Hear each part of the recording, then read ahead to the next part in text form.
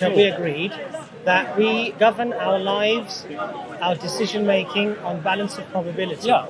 When I ask you the question, are the words that you're speaking are words that you're choosing? In other words, that way. Right, which means on balance of probability, that is the more likely concept. No, because guess that what? But Tony. No, it doesn't. With all due respect, Tony, often the first thing that comes out of our mouth in relation to a particular question is what we truly believe, especially when we don't give ourselves too much time to analyze the question. You do know that what you're discussing now, I've already been grappling with this for about 40 years. Well, don't grapple. No, you need to grapple with it. Just turn to God, Okay, and all your grappling will end. I think grappling, that's why it's called jihad, isn't it? It's supposed to be a struggle. Jihad is not supposed to be an endless grappling of understanding or accepting the truth. No, because I'm aiming for, I want, like you want, absolute morality. I'm hoping it's in there to be found.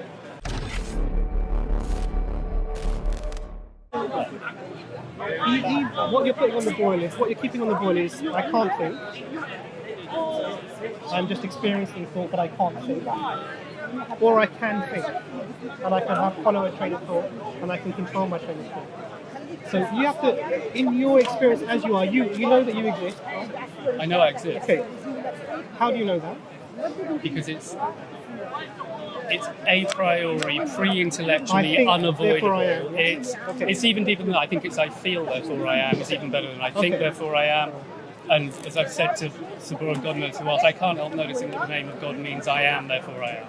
I think God got it just right. Okay, when God went I am that I am, I think he absolutely nailed the core accent. Okay, Now you're quoting God. Yeah. Which is why I'm not just an atheist. There's a lot going on in religion. There's too much going on. There's too much going on in religion for it all to be nonsense. Okay. Tony, do you get gain?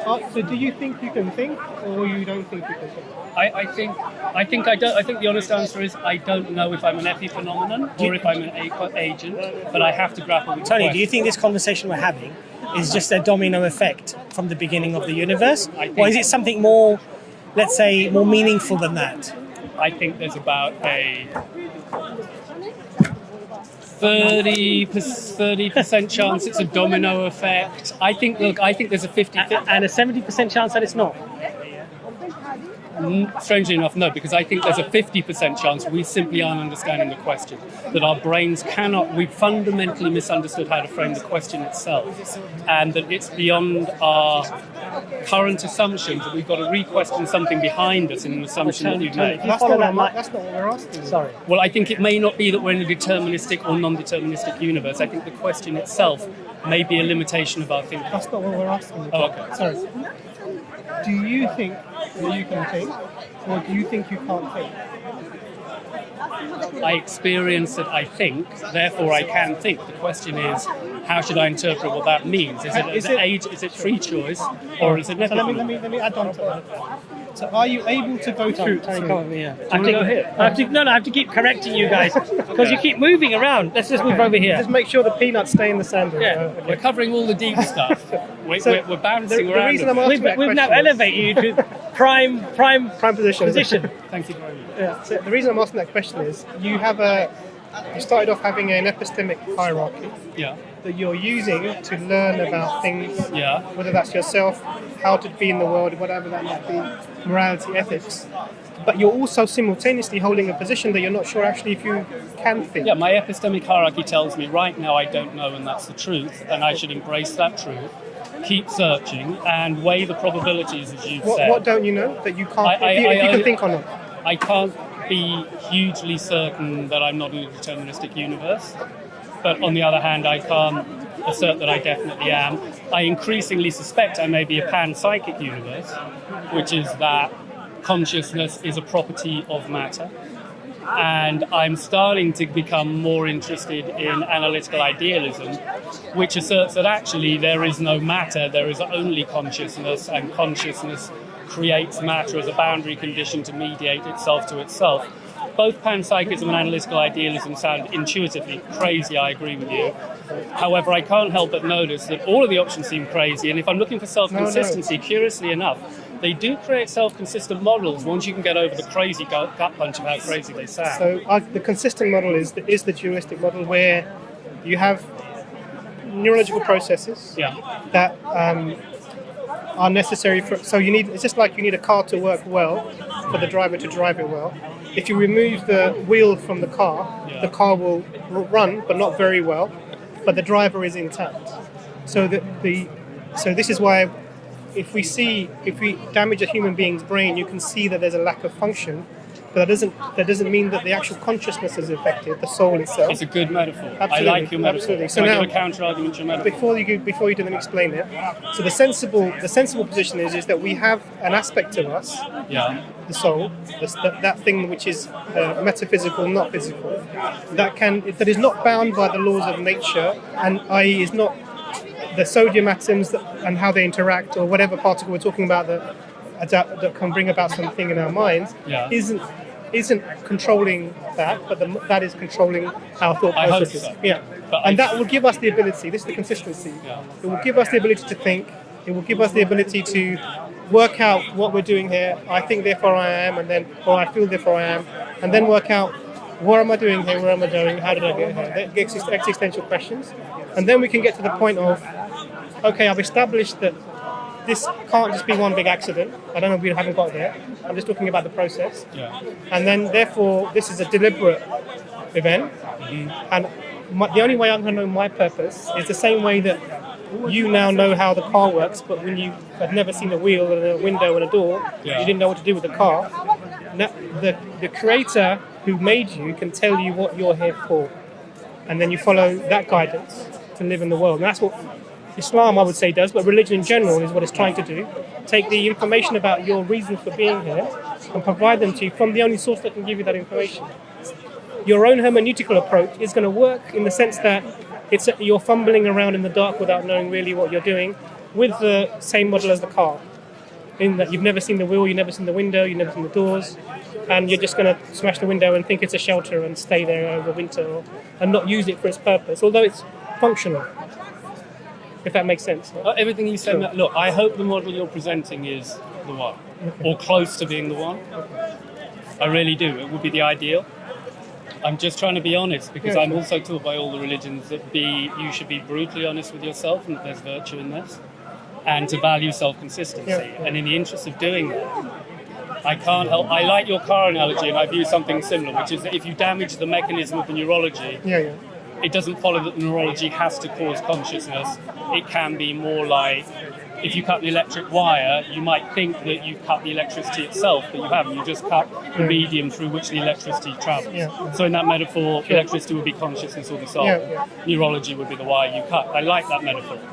Now I have to play my hard argument to the metaphor I like. My hard argument is my own personal experience of what I consider to be personal to me, my sense of humour, my mood, my emotions and my feelings. I can't help but notice how profoundly they can be affected by mere material objects. How much they can be affected by simple material objects, dead matter. When you introduce it into my system at neurological level, it has horribly profound effects on my internal experience of who I am. Most obvious example being under anesthetic. When you're completely knocked out, any illusion as to who I am or that my power or my boundary conditions or identity can simply be sunk, it seems, by putting chemicals into my body neurologically, I know you guys don't do alcohol. I know from taking drugs, which I have done occasionally in alcohol, how much those do alter your moods. And I sometimes wonder if the Muslim community, because it's very diligent in not going near drugs, which I think basically is a very good thing, maybe gets underexposed to opportunities to see how much your mind can deceive you. Whereas the decadent West, for all of its decadence, and I think you have an edge on this, we are very regularly exposed to the humbling experience of how much our mind is a slave to the chemicals and the materials. And I'd rather not run from that harsh truth. I'd rather integrate it into a still optimistic moral framework where I still have Fitrah and I still have a moral purpose. Tell you, we're having a conversation. Are you choosing the words that you're speaking? Just give me two examples. Just on this. It feels like I am. Yes. But I might not be. So that's the point, Tony. That is the point. The point is that when you say there are 4 options and you're going for dualism, I think you said, right? Yet in reality, when I ask you the question, are you choosing the words that you're speaking? It feels that way. Right. But when it feels that way, that actually becomes the option that you're more convinced by. No, because I'm having to synthesize my gut instinct with my epistemic hierarchy. See, Tony, the point here is this. Had you not felt that way, the first thing that you would have said to me is, I don't know if the words that I'm saying actually are coming from me. But you didn't say that. You intuitively, immediately said, yeah, it feels that way. And what Imran is simply saying to you is, don't fight your Fitrah. Don't fight that. But my life is full of experiences. Don't fight that. Two examples. That's what I give two examples. I don't want to damage it by treating it too casually and always going, hey, my Fitrah will get me off. I want to be diligent. We're not saying that. Okay. Do you know the number of times that my gut and my instinct has deceived me? We have to know about ourselves that the human mind is a very clouded and self-deceiving thing. Human beings are self-deceiving animals. You might not like the term animal, but for now, yeah? And religion, again, bravo religion, is so aware of that. It's constantly confronting human beings by going, your vision is clouded. Remove the mote in your own eye. Try and see as truthfully as possible. To be aligned with your Fitrah is to see truthfully. So I have to be aware how flawed this mechanism is. We agreed that we govern our lives, our decision-making on balance of probability. Yeah. When I ask you the question, are the words that you're speaking are words that you're choosing? In other words, that way. Right, which means on balance of probability, that is the more likely concept. No, because guess that what? But Tony. No, it doesn't. With all due respect, Tony, often the first thing that comes out of our mouth in relation to a particular question is what we truly believe, especially when we don't give ourselves too much time to analyze the question. So, for example, when somebody says, do you love your wife? And a person says, yeah, I love my wife. Generally, it probably... You're a romantic. I am a romantic. I like romantics. Right. I like romantics. Generally, if a person then says, oh, do I love my wife? Now, that could mean that perhaps this person doesn't love their wife. I know. Now, when I said to you, Tony, the words that you're speaking, are you choosing? In other words, there's choice. You're consciously choosing to construct those words. It feels that. To mean or conform with your beliefs and your argument. You said it feels that way. So what Imran is saying to you is, don't block that feeling. Take that one step further. I love that you're a romantic. I wouldn't want to get that out of you. I think it's great, and I'm a romantic too, believe it or not. I think it's worth fighting for being a romantic. I wouldn't doubt that, Tony. You seem like a very nice guy. Thank you. Appreciate it. So, here's the problem with the counter-argument to what you were saying. And you're right, the unconscious mind will often speak before the conscious mind is interrupted.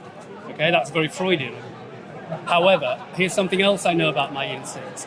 My instincts are that the world is flat. Okay? Definitely. If you just say to me, Tony, stop hypothesizing about all of this cosmology and round planet stuff. Just look around you. What is your instinct? Is the world flat? And the answer is, of course it's flat. My gut screams that the world is flat. I've had to learn the lesson that no matter how hard my gut can scream something, when it doesn't sync up with the epistemic hierarchy and synthesize, probably I shouldn't just settle into complacency. To be fair, you missed the point, Tony.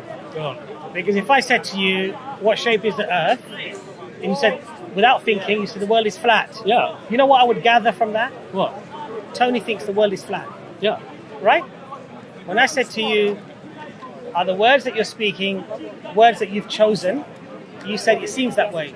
Yes. Which means that Tony believes that he has a choice. No. Because it would seem that way even in a deterministic situation where I wouldn't have a choice. So what I would suggest then... Sorry, I'm dragging you guys way off. I just wanted to just make two things. It's probably my fault. Where would you like... You probably want to wrap... I don't know, how do you feel? What would you... Sorry, I feel you've been really, really kind in giving me this amount of space and indulging my thinking Tony. as It's not well. about being kind, it's about being fair. I don't... What can I give you back?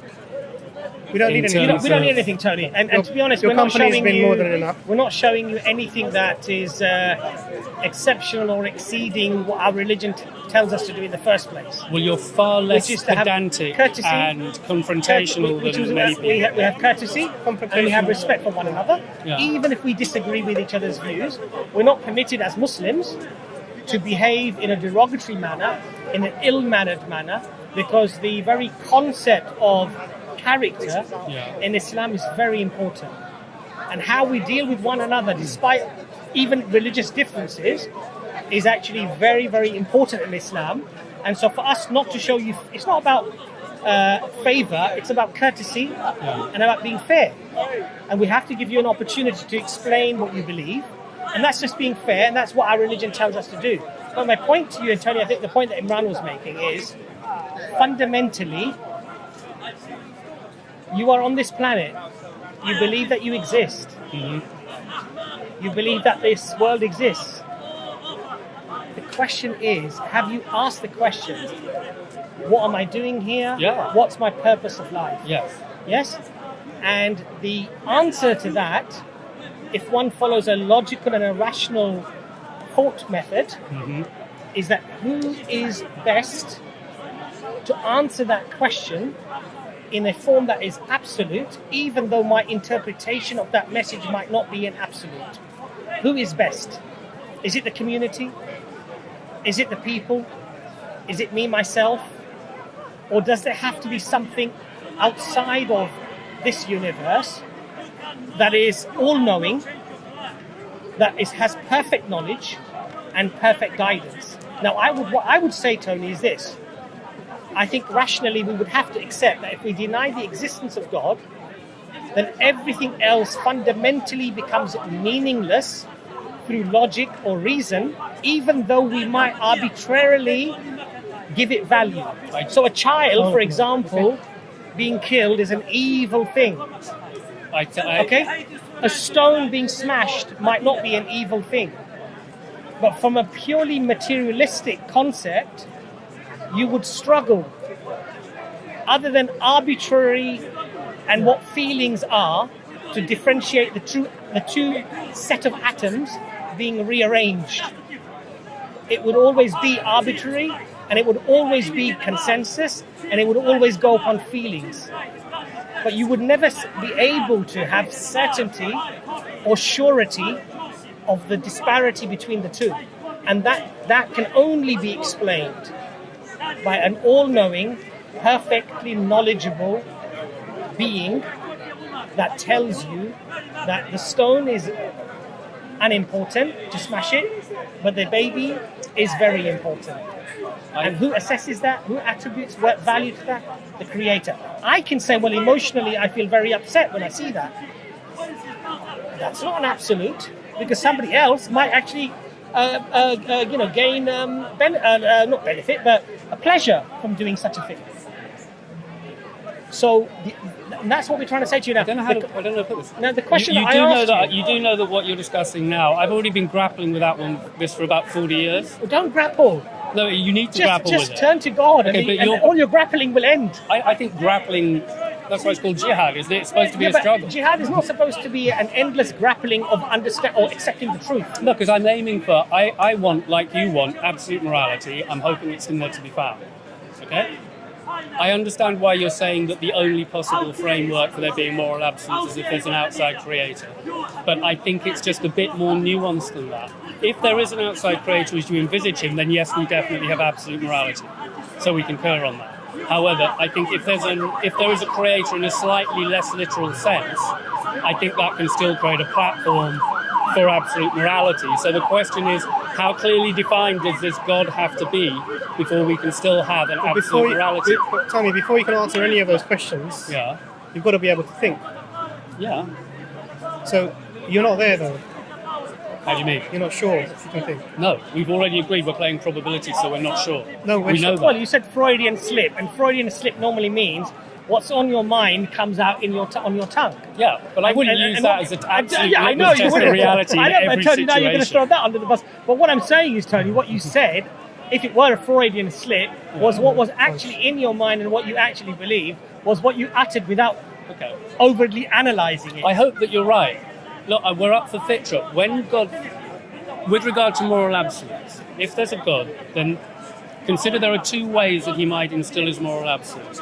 He might instill them externally as the deity who just dictates things from afar, or he might encode them within the default laws of nature he creates, because whether you're a theist or an atheist, you do believe there are default laws of nature. Yeah? Could there be both? Yeah, there could. How do you... can we agree on what I just said? Do we agree So that whether you're an atheist... One is an internal concept that's been given, and then the other one is an external guidance or a guidance that accompanies that. Could there be both? Damn, I'm not getting it. Sorry. Go on. So you said that there could be either an internal fitrah that's just been instilled in you, or there could be external guidance to confirm those things. Not quite saying that. Sorry, You're right. I get so why my question to you would be, could there be both? Yeah, I'm saying they could sync up. In other words, and what investigation have you done? Let's use a different one. Let's use let's not. No. It's a metaphor. It'll get us there. No. Before we do that, what investigation have you done to figure out if both exist? I.e., the fitrah. I've scanned everything. I'm scanning as hard as I can for self-consistency. Have you looked at the Quran? Yeah, I've started reading. You've started reading it. It's fantastic. And also, I'm praying. Which is annoying some Muslims. I've heard that you started praying outside. Well, I've done other kinds of prayer as well, and I kind of feel like I'm trying to practice what you preach, because I think prayer is intrinsically a good thing, and you guys understand that, and it is. It will keep your vision truthful, because it will force you to confront a certain level of humility, which is appropriate to seeing the world accurately and truthfully in accordance with your fitrah. Everything you're doing and you're saying, actually, internally to you, should be confirming the existence of a creator. Because you're praying. Now, praying to who? Who are you praying to? But you have to. I'm You have to be acknowledging able to that think. Actually, fundamentally, I've drifted off. But Imran's fundamental foundational question is: if you are not sure whether you're even thinking, how can you investigate? But I still have to make choices. No matter what. How can you make a choice then? Well, you're not I'm making. compelled. It's not. No, but you're not making a choice if you're not thinking. But you're compelled. You're right. It's not. There's no choice. It's not a contingent thing. I am compelled inevitably to make choices. Those choices inevitably have consequences. Therefore, I have to make them as best as I can. But you can't on make a scale choices, of probability. I have to. You can't make them. They're inevitable. No. You can't even think. You're playing deterministic irony with me. I am. understand. But the point I'm making, whatever happens, I'm going to experience that I have to make choices. Yes, they may be deterministic or not. Actually, the point is, from a pragmatic point of view, I inevitably experience I make choices. Yes. I inevitably experience I have to grapple with that. I'm not going to sit here and over-intellectualize determinism. Now, the point I was making is, in your epistemic hierarchy, I said it's sat in a field of thinking and logic. If you don't have the thinking and logic, even though I think, therefore I am, or I feel that it goes out the window, everything else will fall away.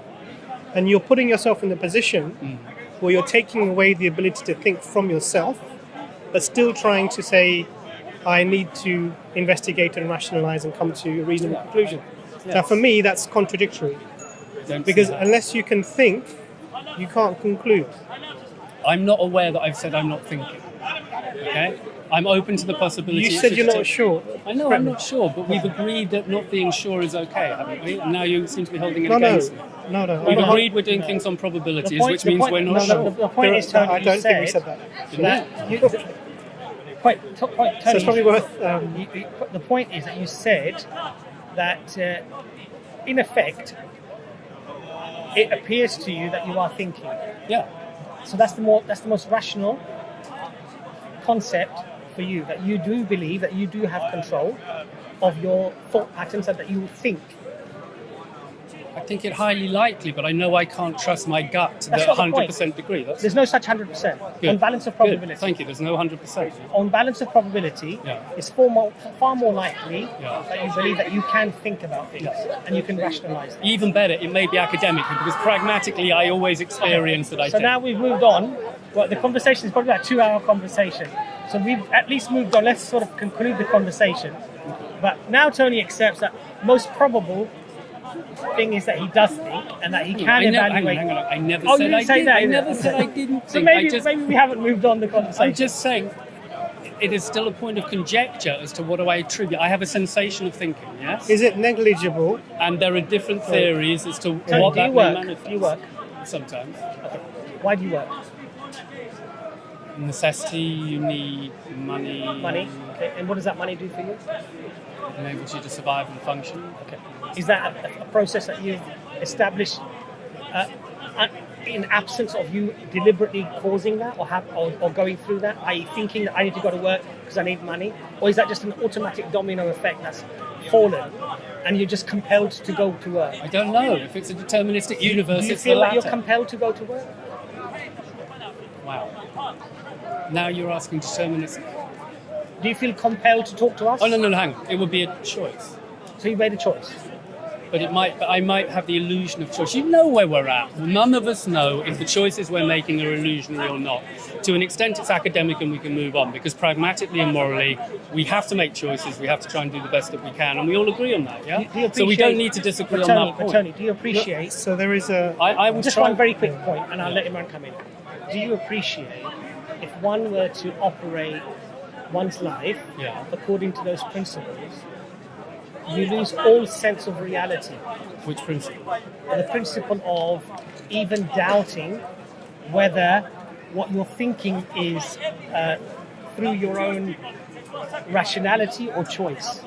No, not at all. Do you believe that all because if you can't think, that has consequences on everything? Why are you putting me into... Sorry, no offense. No, because... You're putting me into a corner where you seem to... I'm not suggesting I don't because think. I tell you why. Everything that's meaningful in your life, the love for your child, the love for your wife, the love for your mother, all of that becomes completely irrelevant.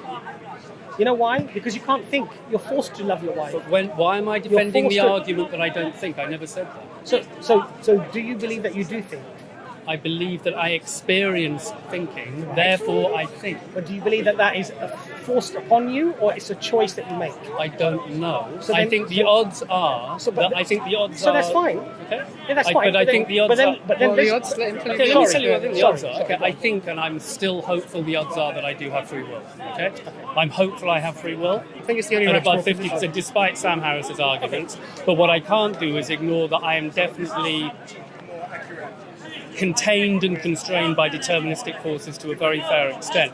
However, so it's a bit like a river. I think I'm carried by the current of a river, and I can't get off the river, but what I can do is maneuver the raft. I have some wiggle room to make certain choices within the deterministic current. Therefore, I still have free will and choices and moral agency, and that's consistent with your thinking. The problem with someone like Sam Harris's position is it puts all of his intellectualizing and great grand theories and all of this sort of, one of the four horsemen of the apocalypse thinking, just throws it out of the window, baby with the bathwater, because he can't think.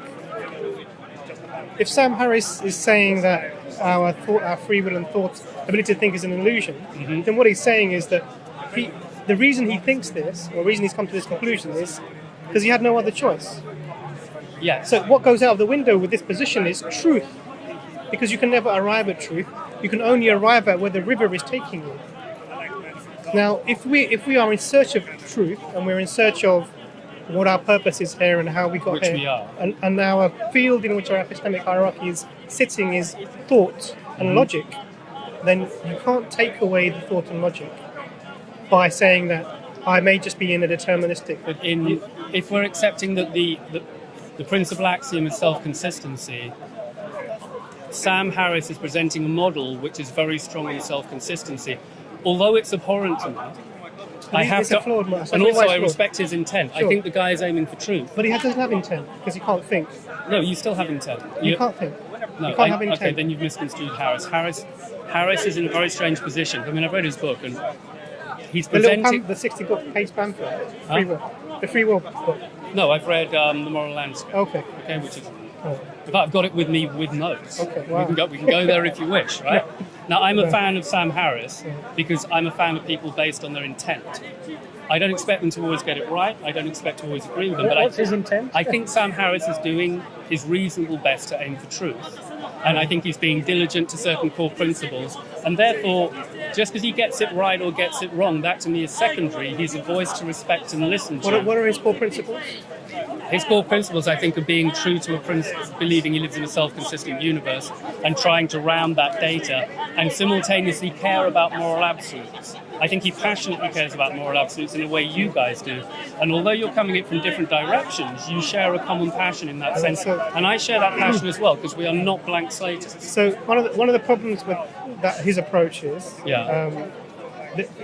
everything about you, your thoughts, your decisions, everything that you make, and your intent is a conscious process.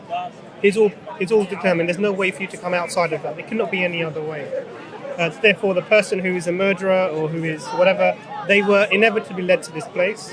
The same then applies to him. the fact that he's thinking these things Yeah. also means that he had no other choice. Yeah, no, but to you're be right. in It's that very place. paradoxical. And the reasons he applies that is, he says in his own book, he says is that he's trying to fit that onto the scientific model. Yeah. And science says that there is only the physical world. There's nothing outside of this. No, hang on, Harris. That's absolutely not Harris's I know position. he disagree with it.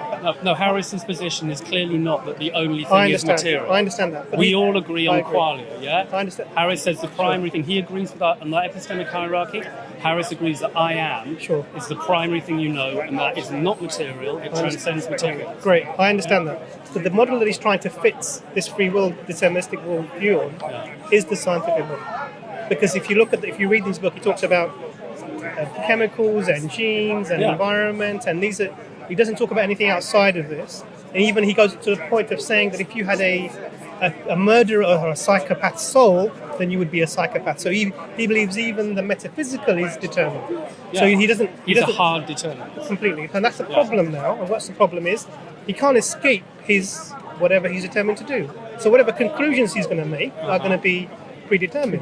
He can't make any other conclusion. I'm not. You're singing to I the agree. preaching to the converted. So the problem I'm with not this- a hard determinism. All I'm saying is, I can't, in good faith, discount the integrity of his thinking. No. So this is what I'm saying to you. That's So all. the point that you I'm seem making to is have gone, it must be wrong because it feels bad. No. I'm going, We're it not saying feels that. bad, but it might be true. No, we're not saying that. So what I'm saying about him is that he can't make any other conclusion because of his own worldview. And what goes out of the window when you have that worldview is truth. You can't access that because you have no way to control your Define thoughts. truth. Coming to any conclusion about anything, let's just make it very, very, very vague. Coming to any conclusion about anything, you cannot, because you can't even follow a thought process, because that's determined for you. So you being in the position that you are in Sam Harris's worldview, you couldn't have been in any other way. Even to the point of you're wearing the clothes that you were predetermined to wear, because you couldn't have made any other choice. You seem to think I'm disagreeing with what you're saying. No, we're I'm not. not. You're We're pointing not. out the paradox of determinism. Paradox of the Sam Harris's position that he has. What I'm not doing at the moment is moving into the paradox of, and I may have got this wrong, but conservative Muslims, correct me if I'm wrong, you guys are compatibilists, which means on the one hand you believe you live in a deterministic universe, which at the moment you're speaking against, and you simultaneously believe you have free will, which means you've added a whole level, and on this point we will start disagreeing. I don't buy compatibilism, and I'm very interested in discussing that with you guys. Sure.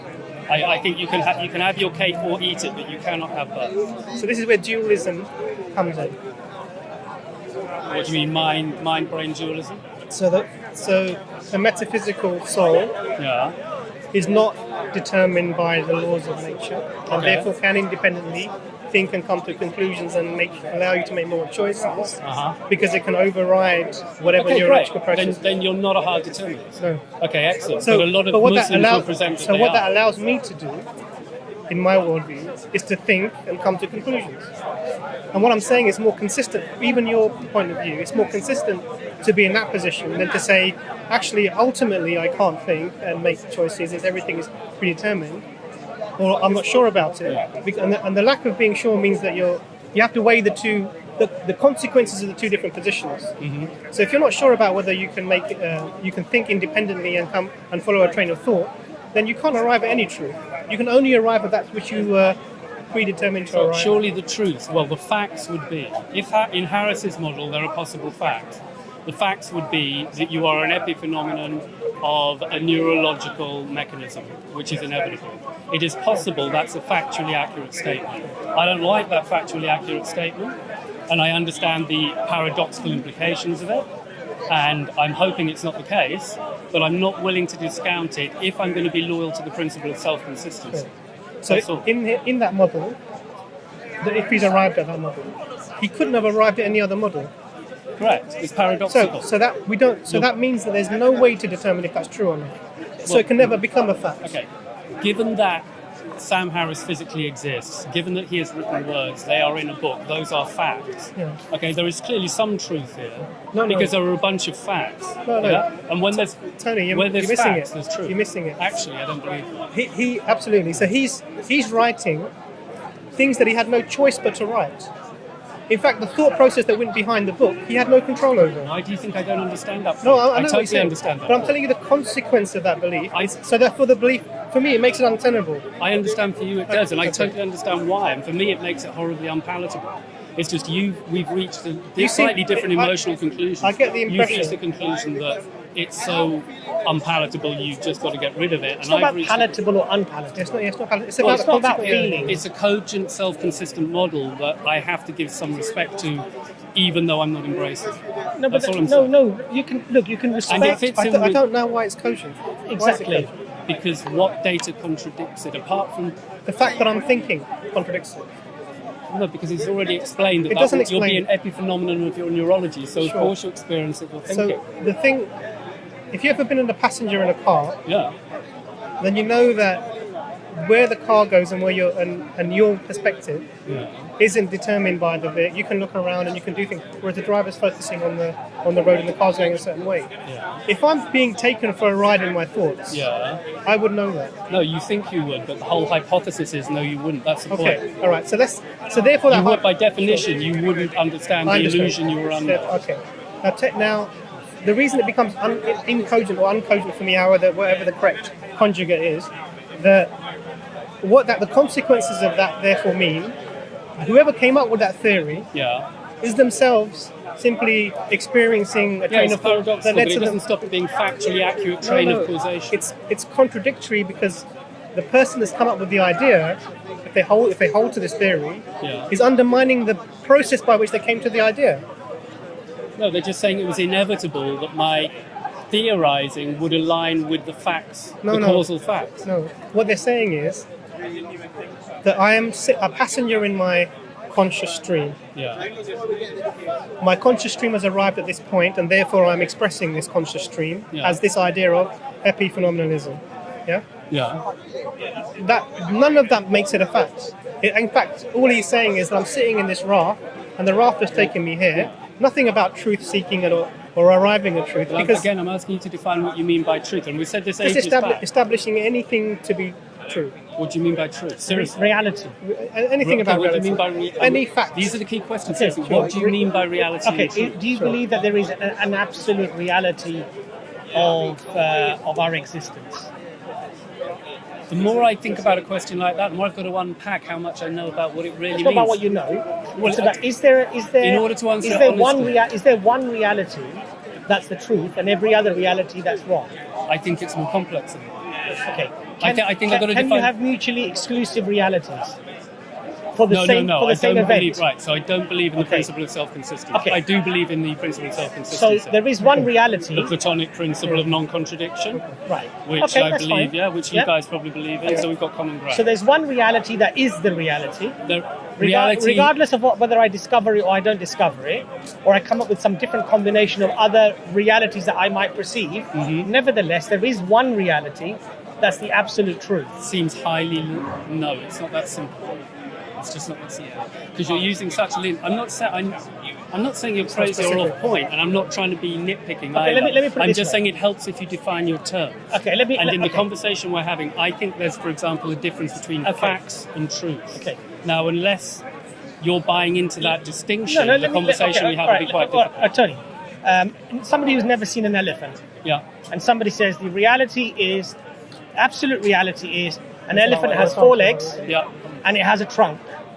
And I've never seen an elephant. Okay? Somebody else says it has 3 legs.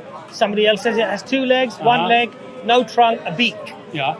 Is there an absolute reality to what an elephant basically is? Well, there's an ontological elephant, fact. Okay. And it has 4 legs, unless it's disabled. Okay. Now it manifests to the various people in your story as a phenomena, and they're reporting information anecdotally. Right. But fortunately, they can climb the hierarchy and empirically look at your ontological elephant. They haven't looked at it. If they haven't without looking at it. Right, so they're weighing up. No. Forget weighing up, Tony. Is there an absolute reality? Tony, look, if I don't even bother to go and investigate or try to find this elephant, in your example, sitting in my armchair at home, I've never seen an elephant. I have 10 different people who say 10 different things about the elephant. I get it. So I am. And one says 4 legs and a trunk. I'm covering it. I'm not going to go and bother to look at David Attenborough. Say, here we have the elephant in the African jungle. I am covering your question. Okay. But is there an absolute reality to that issue? That the elephant indeed has 4 is there an absolute reality that the elephant has 4 legs and a trunk? See how difficult it is to quite pin down. I think my answer was actually pretty good. You presented me with a question which gave contradictory anecdotal evidence. Yes? Right. That was the dilemma you presented to me. My solution is, we know on the epistemic hierarchy, we can trump it, by actually checking it empirically and going and looking at the ontological elephant that really exists. Yes? Now, you in your analogy have said I'm not allowed to do that. That's right. Okay, so now I've just got anecdotal evidence to go on. Have I ever seen an elephant before? No. Right. So what I've got is 4 people giving me different descriptions of an animal I know nothing about beyond their description. That's right. Okay, now all I can do is probably ask what are the characters of those 4 people. You missed the point. Look, I think you're missing the principle. And the principle is that there is a reality that an elephant... There's an ontological elephant. There is a reality that an elephant has 4 legs and a trunk. Even if I've not seen it or proven it empirically, that's the reality. That's ontology, of course. Okay, so the point that Imran is trying to make to you is that if you go down the route as Sam Harris does, then there is no reality. That doesn't follow. That's not reality. No, that doesn't follow. It doesn't. No, there is ontology. Yeah, there is ontology. That's Thank you. There is ontology. The point sorry, is. There is. You know, I'm so tired. I've gone brain dead. We're going to stop after this. I've actually gone brain dead. I've actually made a point. I started with the elephant. And then you went somewhere else. And I went somewhere completely else. The point that I'm trying to make to you, Tony, is that there is an absolute fact or an absolute truth that an elephant has 4 legs and a trunk. I agree. It's irrelevant I call that a fact. It's a fact. But that fact exists despite me proving it or not proving Independent it. of perception, Independent of ontological evidence. reality exists. Right, so sorry Imran, I don't know where I was going with that. My job is to try and see ontological reality. I must say, you've got some real stamina, Tony. But you can only do that. I've been thinking about this stuff for so long. So the only way to do that... And I always feel like I'm so close to a breakthrough. You are very close. The only way you can... Sorry, there's something on your face. Just right here? Yeah. If I just spat a peanut No, you haven't. You haven't. Really it's a fly. 1 second. Just do that. That's it. It's gone. So... Sorry. The only way you can look at any fact and try to determine its validity is to use your mind to think. Now, and this is why I'm so surprised that you say that I find this determinism in terms of thought so unpalatable, but you hold on to it. I think it's something that should be completely rejected. It does not make sense. But I've got so much precedent in my life for finding out things are true that I find profoundly unpalatable. Because I've encountered that again and again, and I've seen that if I want to run away from a harsh truth, it doesn't pay long-term dividends. And in fact, I think religion teaches you to confront hard truths. But I think we're talking about 2 different things. Why? I'm trying to apply a principle of being as honest and truthful as possible, even when it's unpleasant, in the faith, and I do mean faith. That if I adhere diligently to that principle, it will carry me through the dark tunnel of the apparent problems I'm seeing in front of me. Okay? I'm driving on faith here, which is another reason I think we're using the word faith in a different way. What I would say is... Not necessarily. I'm having faith in the process. And I'm having faith in the things that tell me I have a Fitrah to steer me through that process. And that in doing that, I will encounter much adversity. Okay, you know what, Tony, I'm going to ask you one question. Yeah. Let's say, for argument's sake, that I'm right, God exists. Okay, fine. Let's say, for argument's sake, I'm right, the Quran is from God. Yeah. And that the Prophet Muhammad, peace be upon him, was indeed the Prophet of Allah. Okay. What strategy are you going to apply to either accept or reject that notion? I'm going to look at what's being said for self-consistency. Right. I'm going to use my gut instinct in my heart. Right. And I'm going to use my epistemic hierarchy and try and synthesize all of that as best I can to make the most honest choice I can. And then I'm not going to assume I know a definite answer, but I'm going to keep re-inspecting it and looking for cracks, and that's the best I can do. And I think that's what my Fitrah demands. But are you going to believe that that is being obtained through your rationality, or you're predetermined to just think that? If I can discount determinism, because whether it's the case or not, pragmatically it makes no difference, actually. So although it's interesting to talk about determinism, in a way we can dump it, right? Because if it's deterministic, inevitably I'm going to be doing this, and if it's not deterministic, I've got a choice. So let's ditch determinism. In terms of moral agency, I got to make choices. I want to make the best choices possible. Okay? So if you're a moral agent, then your decisions cannot be predetermined, because therefore that will take morality away from you. But I'm saying we could let determinism go. I agree with you. I'm agreeing you with just you. put it back in. And I'm just agreeing with you. Okay. So let's determinism, not because it may not be the truth, but because it has actually zero consequential basis impact on me making the moral decisions which are important. Even though I'm not generally a consequentialist, because I'm really not. But in this particular instance, I might just ditch it. So I agree with you, but maybe for different reasons. So we would take. This is the point I was making. The determinism is not tenable, because it will take away from you things like morality and the ability to make choices and thinking through a process. Yeah. And therefore, we do that all the time. And if I believe I'm accountable for what I'm doing, either to society or to the creator, then I need to be a moral agent. Determinism takes away your moral agency, particularly in the Sam Harris model. We're all agreeing that. So we're all agreeing we can think. We could simplify our discussion by letting go of determinism for a bit. Yeah. Yeah. We all agree. No, I don't think we should.